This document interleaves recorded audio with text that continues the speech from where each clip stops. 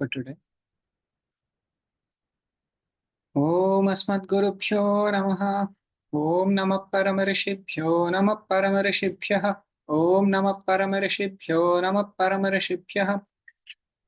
नीलातुङ्गस्तनगिरितटे सुप्तमुद्बोध्य कृष्णं पारार्थ्यं स्वं श्रुतिशतशिरः सिद्धमध्यापयन्ति स्वोच्छिष्ठायां सृजनिगडितं या बलात्कृत्य भुङ्क्ते गोदा तस्यै नम इदमिदं भूय एवास्तु भूयः annavayal pudhuvai andAl arangarku pannu Thiruppavai palpadiya நிசையால் பாடி கொடுத்தால் நற்பாமாலை பூமாலை சூடி கொடுத்தாளை சொல்லு சூடிக் கொடுத்த சுடற்கொடியே தொல்பாவை பாடி அருளவள்ள பல்வளையாய் நாடி நீ வேங்கடவர்க்கென்ன விதி என்ன இம்மாற்றம் நாங்கடவா வண்ணமே நல்கு. So today we are going to discuss the meaning of the beautiful Thaniyan offered to andAl by Parasara Bhattar Swami. We will begin that first.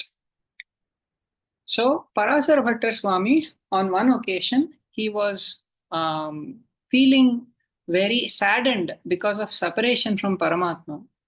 On that occasion, his disciple Nanjiyar asked him why he was so sad, and he expressed this. Then he asked him to compose a slokam in praise of andAl to feel better. So that was the occasion on which Parasara Bhattar Swami, he composed this beautiful slokam in praise of Goda Devi. Okay, today we will try to understand the meaning of this particular slokam. So the slokam reads as follows.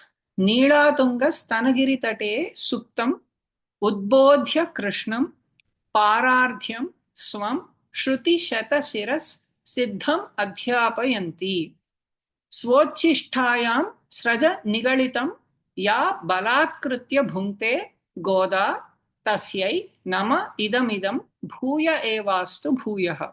So that is the slokam. Okay.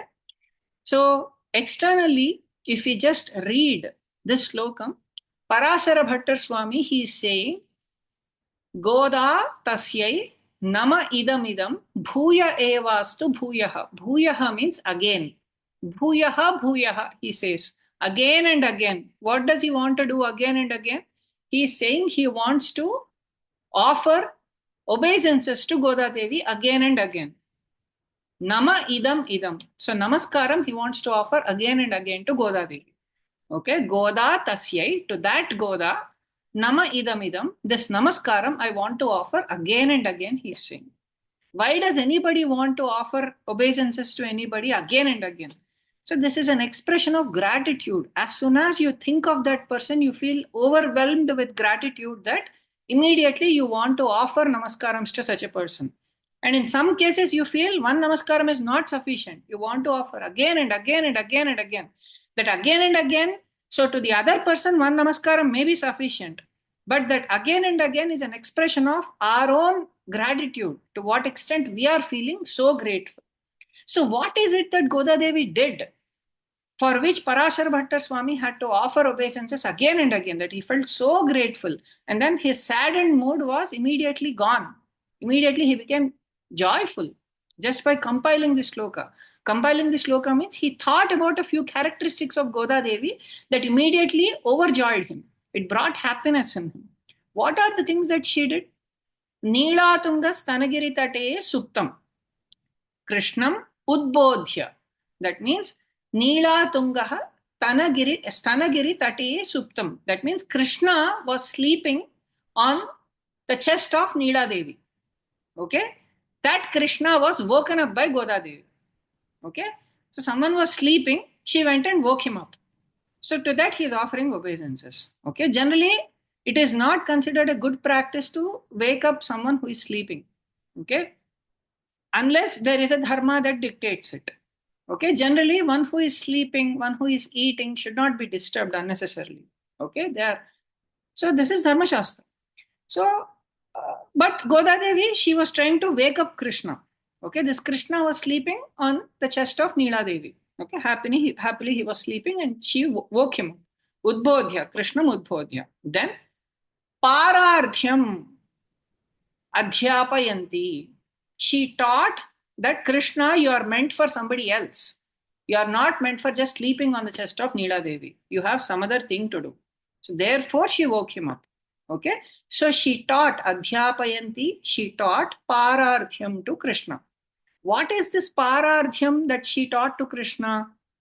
Parardhyam Swam Shruti Shata Shiras Siddham. This is something that is already Siddham, established. Shruti Shata Shiras. Shruti Shiras Shata. That means, Shruti means Vedam. Shruti Shiras means the crest of, the peak of the Veda.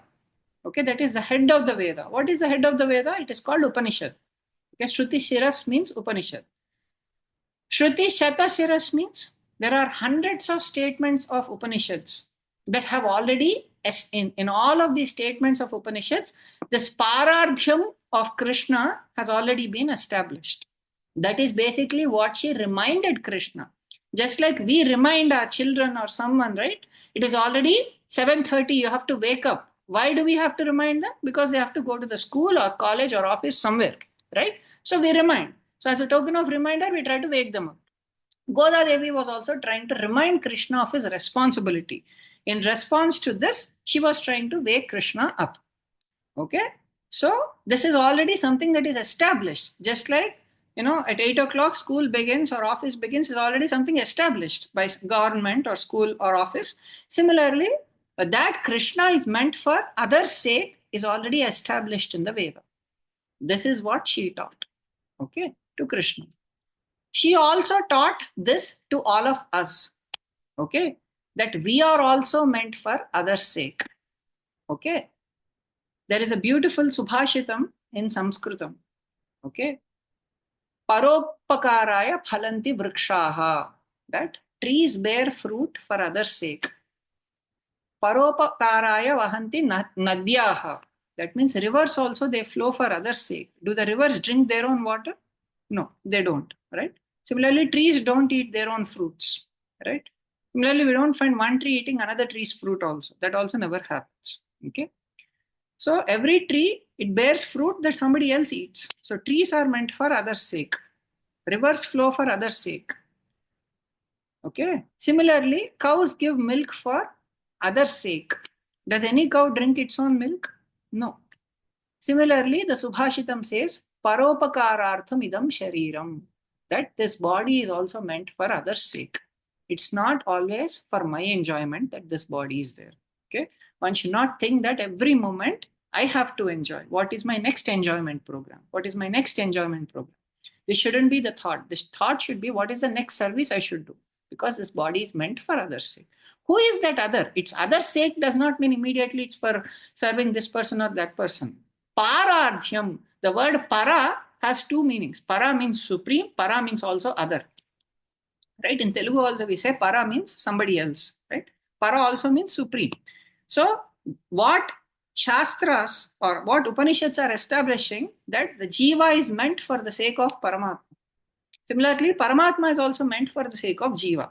So she is reminding Paramatma that you are meant for Jiva's sake. Similarly, she is reminding Jivas that you are meant for Paramatma's sake. So through her pasurams or whatever teachings she is trying to teach, she is trying to establish both to Paramatma and to Jivatma that you are both meant for each other's sake. The Jiva should not think that I can happily enjoy, I am independent, I can do whatever I want, I have no accountability to whatsoever. This Veda, Shastras, all these are for old people, or they are not meant for me. I am free to do whatever I want. No one dictates my rules. In this way, the Jiva should not think. Similarly, Paramatma also, he should not always constantly keep enjoying with Lakshmi Devi. That's not what his purpose is. His purpose is he should think about the welfare of Jivatmas. What is it that, right? Lakshmi Devi is just one Jiva, but that's not the only sake for which Paramatma is there. He is meant for the enjoyment of all Jivas. So this is the truth that Goda Devi is bringing out, the truth that is already established in hundreds of statements of Upanishads, she is bringing out in the form of beautiful pastimes. Okay? And then she did one more thing. Swachisthayam sraja nigalitam ya balatkritya bhungte. That means forcefully she was trying to use the garland that was used by her on the Lord, and with that garland she was trying to seize the Lord and capture the Lord.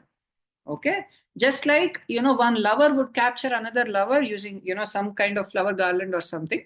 She was trying to use the garland that she has worn, that is swachishta, means swa uchishta, something that has already been enjoyed by her, experienced by her. She is using that to capture the Lord. For this, Parasara Bhatta Swami is offering respects. Okay, are these things, maybe the second line is somewhat interesting. Okay, just because someone woke somebody else up doesn't mean we have to offer obeisances again and again and again. Just because someone captured their lover with a garland doesn't mean we have to offer obeisances to them again and again and again. So it doesn't make much sense. Just if the meaning of this slokam is just this much, then this in itself is not satisfying enough that someone should offer obeisances to someone. So what is the deeper meaning of this sloka? Who is this Nila Devi? Now, we all know what andAl or Goda Devi did was, she was a child who was born in Srivilliputturu. Okay, she was, when we say she was born, she was found in a Tulasi garden. Okay, she was an Ionija. It's not her mother, her parents are not known. Okay, she appeared from earth in a Tulasi garden, and her father Vishnu Chitta, he actually Periyalvar, which Vishnu Chitta, he actually found Goda Devi in the Tulasi garden, and he decided to bring her home and he raised her. As he raised her, he was telling her stories of the Lord. And as she was hearing about the pastimes of the Lord, she was developing more and more attraction towards him. Okay, and as she was hearing, she was also a young girl. She was hearing about how the young girls of Vrindavana always desired Krishna. So naturally, her desire also increased for Krishna in the mood of the gopis. Okay, so considering all this situation, when Krishna was present in Gokula, what was the Lakshmi Amsa that was present there? Krishna was not yet married to Rukmini Devi. Okay? Nor was he married to Satyabhama yet. Nor was he married to Jambavati yet. But there was one lady to whom he was married. That was Satya, the daughter of King Nagnajit. Okay? Her name was Satya. Okay? She is an Amsha of Nila Devi. Okay? Nila Devi appeared as Satya in Dwapar Yuga. Just like Sri Devi appeared as Rukmini and Bhudevi appeared as Satyabhama, Nila Devi appeared as Satya. Okay? So she was the Lakshmi Amsha who was present there at that time. So Krishna, Satya's father, Nagnajit Maharaja, had a condition. The condition was he had 7 bulls which were very fierce. They could not be subdued by anybody. So the condition he put for giving his daughter in marriage to that particular groom was that anybody who could subdue those bulls can win his daughter in marriage. That was the condition he put. Okay. Krishna was the only person who could subdue all of them. So he gave his daughter in marriage to Krishna. So they were married. So naturally, husband and wife, they would live together. So that's why Krishna was found either in the home of Nanda Gopala or in the home of Nagnajit Maharaja. Krishna and Nila Devi, they were together. So now in that mood, if we imagine, she was just another Gopika along with all other Gopikas who wanted to go and visit Krishna. Okay. So now she was gathering all the Gopikas, just like, friends would gather all other friends to go and play. She was gathering all her friends and they were going to Krishna's home. At that time, it appeared so that Krishna was sleeping along with Nila Devi. And she was reminding that you're not meant for only her sake. You're meant for all of our sake. You please come out. Okay. But this seems like just an ordinary Gopika trying to call out friends. This is also not so much satisfying. So we need to understand who this Nila Devi actually is. If we examine the Shastras, okay, Shastras actually say this, hundreds of statements of Upanishads and Vedam and all, they actually tell us that Parasya Shaktir Vividhaiva Shruyate. The Supreme Lord has infinite energies. His Shaktis are infinite. Of them, there are 3 primary Shaktis. They are the Shri Shakti, the Bhu Shakti, and the Nila Shakti. Why is Vaikuntanath Perumal always found with these 3? Have you ever seen? In the Sripati Stutimala, just on the cover page, we find that Vaikuntanath Perumal is always present with Sri Devi, Bhudevi, and Nila Devi. We find only three. Why? What is so special about these three? These three Shaktis represent the Shakti of creation, the Shakti of maintenance, and the Shakti of dissolution. Okay? Of the different Shaktis or departments Paramatma has, there is the department of creation headed by Bhudevi, department of maintenance headed by Sri Devi, and department of dissolution headed by Nila Devi. Okay? Sattva pradhana Shri Shaktihi, Bhu Shaktischa Rajoguna, Shaktis Tritiya Ya Prokta, Nilakya Dhvanta Rupini. This is what our Shastras, Parasara Maharshi is saying. Okay? Shri Shakti is the Shakti that is filled with Sattva Guna. Okay? Therefore, Shri Shakti is the Shakti that is responsible for maintenance. Whatever desires the Jivas ask, the Shri Shakti of Paramatma is the Shakti that fulfills those desires. That is why it is always told that we have to take shelter of Lakshmi Devi in order to get anything from Narayana. Okay? She is the one who serves as Purushakara between the Jiva and Paramatma. Okay? The Jiva cannot directly approach Paramatma. Why? Because he went away from Paramatma, thinking that I don't need him. Now, with what face will he come back to Paramatma? He cannot come back like that. Just like a son who leaves the home and goes away, he cannot show his face to father again. So the only way is he has to approach the father through the mother. The mother is the one who says, okay, I'll speak to father. I'll make sure that the problem is settled, and now you can get whatever you want from him again. Okay? So it is the mother who does that. So Shri Shakti is that Shakti in Sattva Guna which actually bridges the Jiva with Paramatma. She acts as that mediatrix, the bridge between Jiva and Paramatma, so that the Jiva can attain Paramatma. So Shri Shakti. Okay. Bhu Shaktischa Rajoguna. Bhu Shakti is the Shakti that is filled with Rajoguna. Rajoguna is the impetus that is required for creation. Every time Paramatma, after a period of dissolution, again for him to create, this Shakti is required. It is this Shakti that inspires compassion in him. When all the Jivas are lying in a very helpless state, in a suspended state, a while ago we discussed about dissolution. What happens during dissolution? Everything goes into the body of Paramatma and he remains like a child on a banyan leaf, right, in an entire expanse of water. He just sleeps at that time. So the sleeping Paramatma has to be woken up by a certain Shakti. Okay? That Shakti is Daya Shakti. That Daya Shakti is nothing but Bhu Shakti. It is this impetus to create everybody, right? That pushes him from within, which causes the creation to come out again. So that is the Bhu Shakti of Paramatma. Okay? And then there is Nila Shakti. Nila Shakti is that Shakti which is responsible for dissolution. When the time comes that the entire world is behaving in an independent way and the Jivas are destroying each other, destroying themselves, destroying everything in the nature and so on, then a time will come, there is a certain Shakti in Paramatma that inspires him to put everything to rest. Why is this necessary? Just like if a child is if a baby is throwing too many tantrums, the parents realize that it is time to give him some food and put him to bed. Okay, once he sleeps and wakes up again, he will stop complaining. He'll stop crying. He'll happily play. When that comes, that is the time during which he behaves in a very, restless way. The child behaves in a very restless way, right? So when the Jivas become so restless, right, it is time for that Nila Shakti of Paramatma to inspire him to put everything to rest. So at that time, Paramatma causes Pralaya to come and he takes away all these energies back into him and he suspends them within his body. That is the Nila Shakti. So, Tamashaktyanvita Vishnuhu Deva Sankarshanabhidaha Pradyumno Rajasha Shaktya Aniruddho Satvaya Yutaha. Shri Shaktya Sahito Vishnuhu Sadapati Jagatrayam Bhu Shaktya Srajate Brahma Nila Shaktya Shivo Attihi. So, these three Shaktis, Shri Shakti, Bhu Shakti, and Nila Shakti, they combine with a male form of the Lord. What are those forms? Shri Shakti combines with Aniruddha. Okay? And this is Lord Vishnu, who is responsible for maintenance of the universe. Okay? That is why the Shri Shakti exists within his chest, region of his chest. What does that represent? That means the Shri Shakti exists with him, and that is Aniruddha. Aniruddha means someone who cannot be, checked by anybody. He is that force that is unconquerable. You cannot check that force. That is called aniruddhaha. Aniruddhaha. That is Vishnu. Okay? And Bhushaktiya srajate Brahma.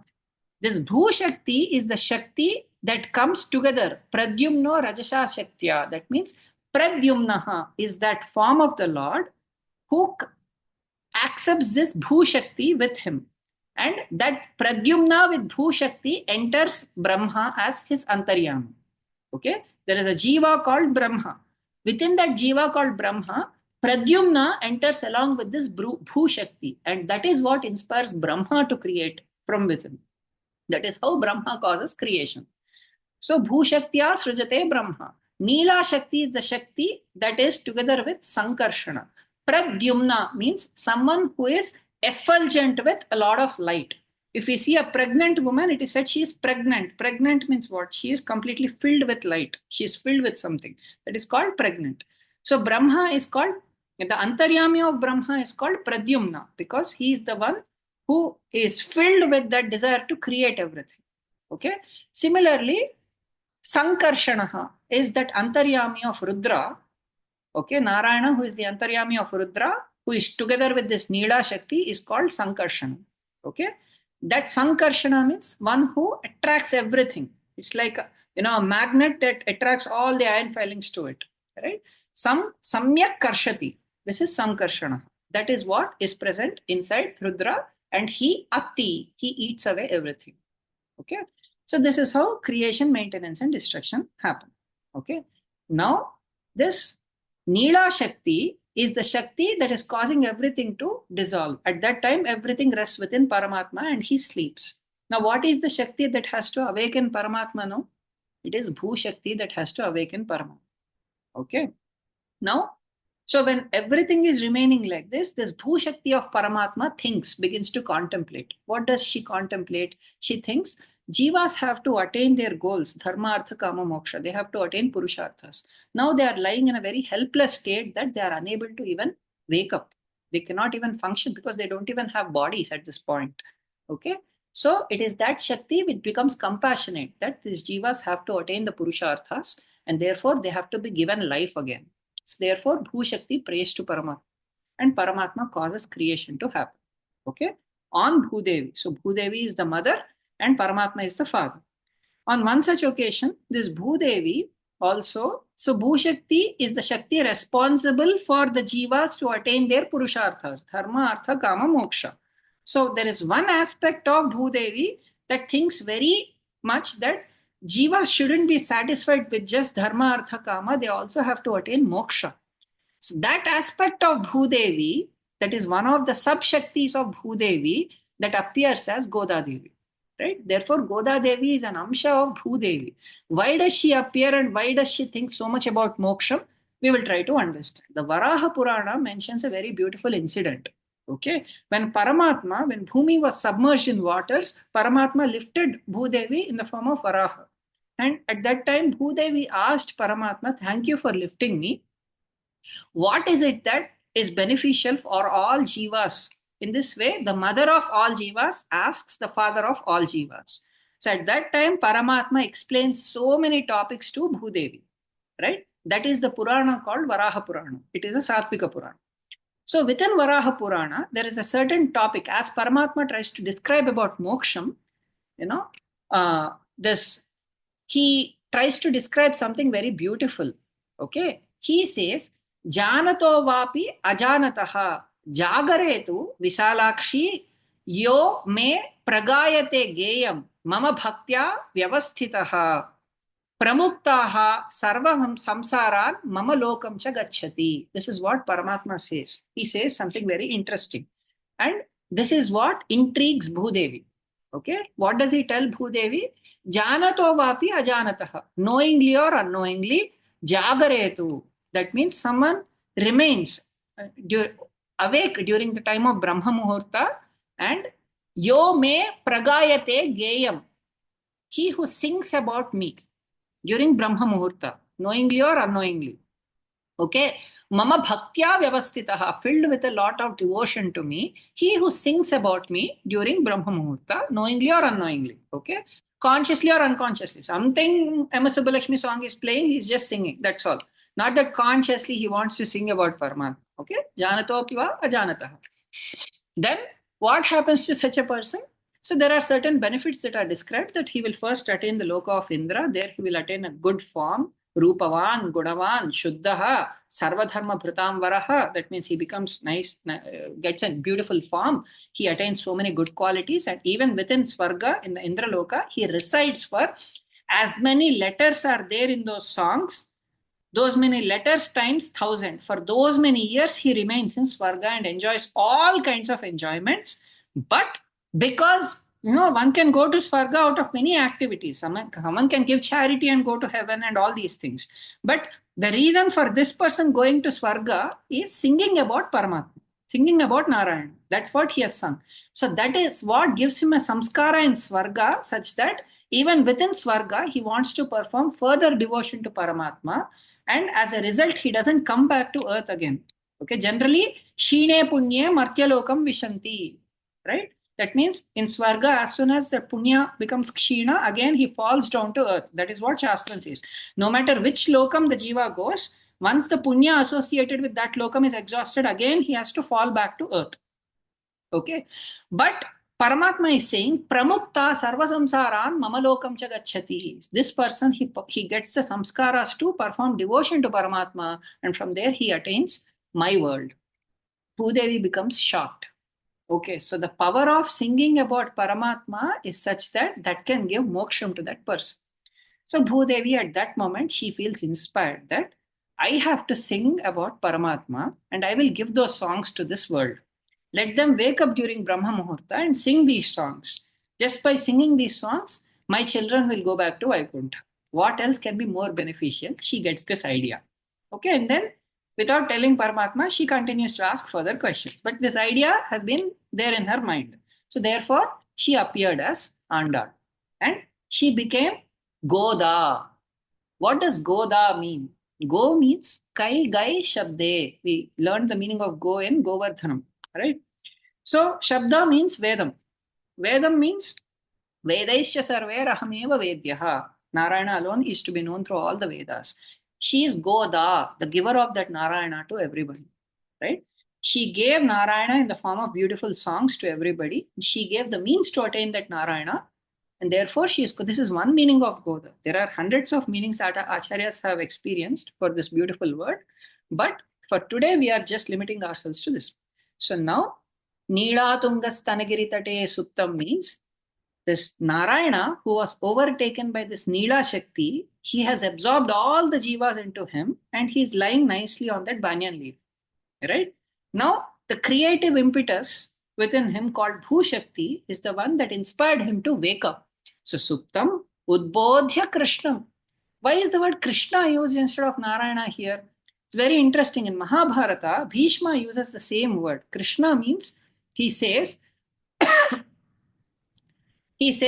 that person who is responsible for creation, maintenance, and dissolution of the entire universe is called Krishna, he says. Okay. So in that sense, he says, Krishna eva hi lokanam utpatti apichapyayam Krishnasya hi krite lokam idam vishwam characharam. This is what is Bhishma's words in Mahabharata. So Krishna is that tattva identified. So here also Udbodhya Krishna. Okay, that Krishna is woken up by this Bhu Shakti in the form of Goda Devi.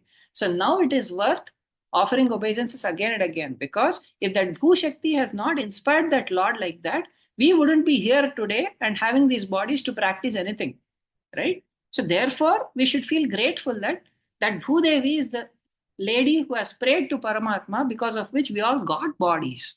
Okay, so therefore, Bhuya eva, Bhuyaha, Namaha. We have to offer obeisances again and again to her, right? So, and then what did she do? She taught the secret meanings of the Vedas to us, that we are meant for Paramatma, Paramatma is meant for us. Okay, she said, Paramatma, you cannot lie down like this. You have to wake up. You have to give them bodies so that they can practice moksha and they can, attain you. In this way, she inspired, the jivas and Paramatma also.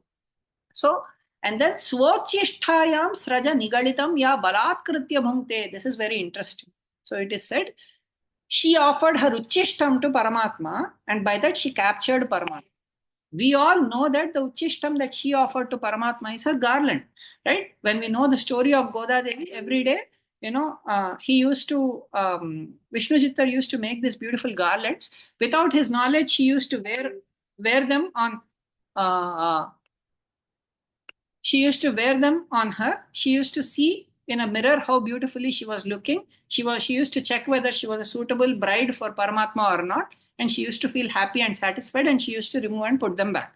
One day Vishnu Chittar found this, strands of hair, okay, in that garland, and he questioned her, and then he became very angry with her. That night, Paramatma appeared in the dream of Vishnu Chittar and said, Mama, how can you deny this garland to me? Okay, and then he realized who she was.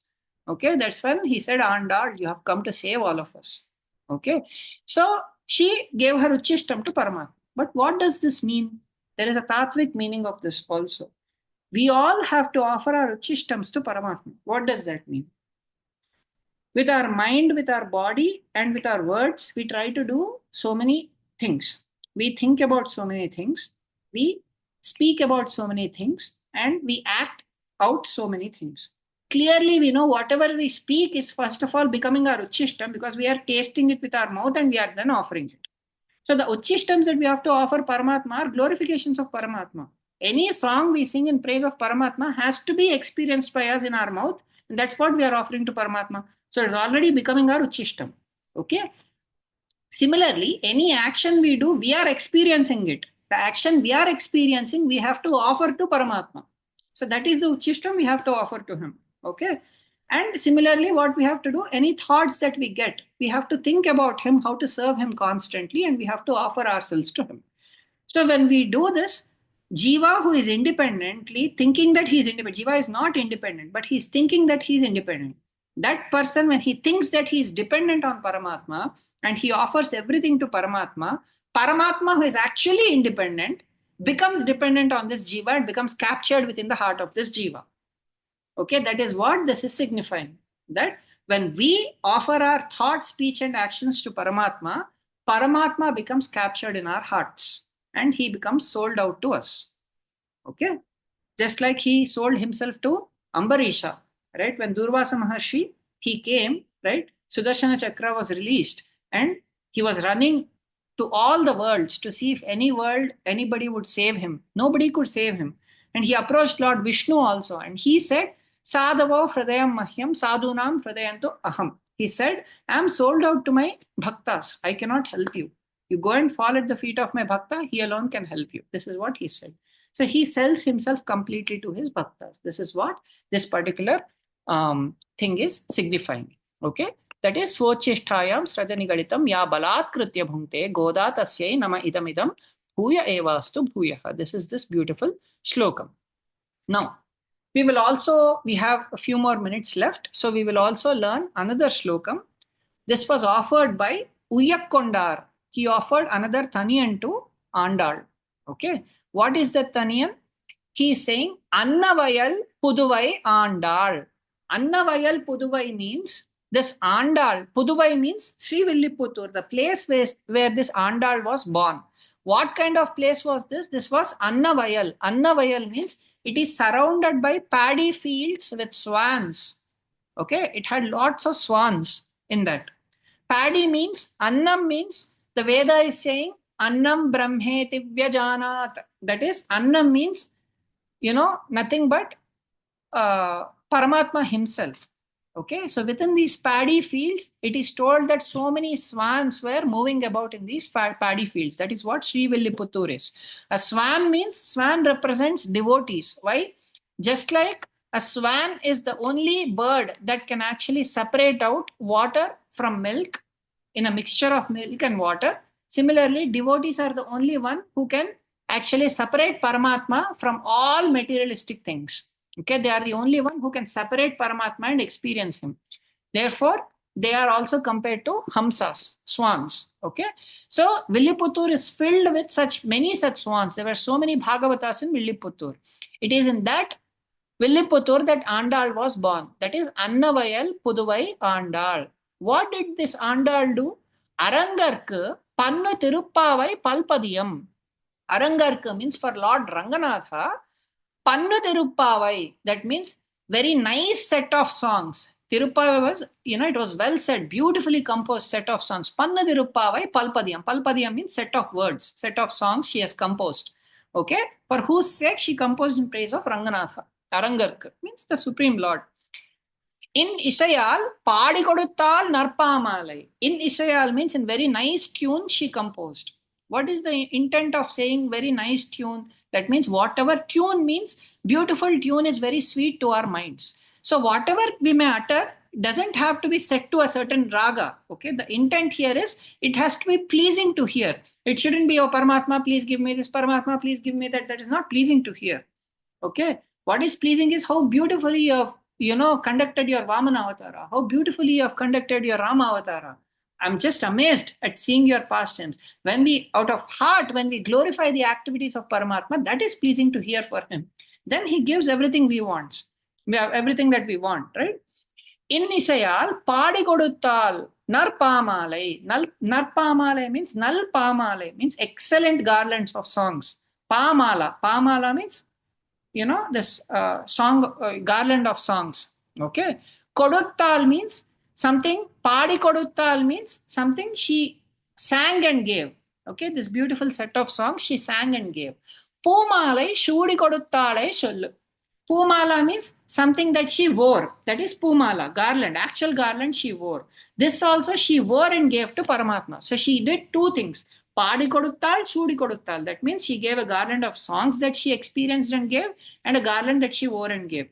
So that name of that andAl is something we have to constantly utter so that we can get her devotion. Okay.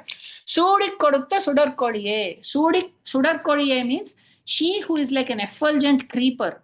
Okay. Shudi Kodutta means she wore and she offered it to the Lord. Okay. Tolpavai Padi Arulavalla Palvalayai. That means this Tolpavai. Pavai means Vratam. Tolpavai means this ancient Vratam. Okay. Something that was done by Gopikas to attain Krishna. That Vratam she is teaching us again. Okay. But how is she teaching us? Padi. By singing, she is teaching us that Vratam. Palvalayai, that lady who wore those beautiful bangles, Arulavalla, may she bless us with all these songs. Nadini Vengadavarkennai Vidiyanna Immattam. She is praying to Cupid here that may, please allow me to develop love for Lord Venkateshwara and let me marry him. Nam Kadava Vandame Nalgu. Let us not transgress what you said, O andAl. Please let us benefit from your grace. In this way, these prayers are composed before we actually begin Thiruppavai. With this, we will conclude here and we will continue tomorrow. andAl Tiruvadagale Sharanam, Emperumanar Tiruvadagale Sharanam, Jiyar Tiruvadagale Sharanam.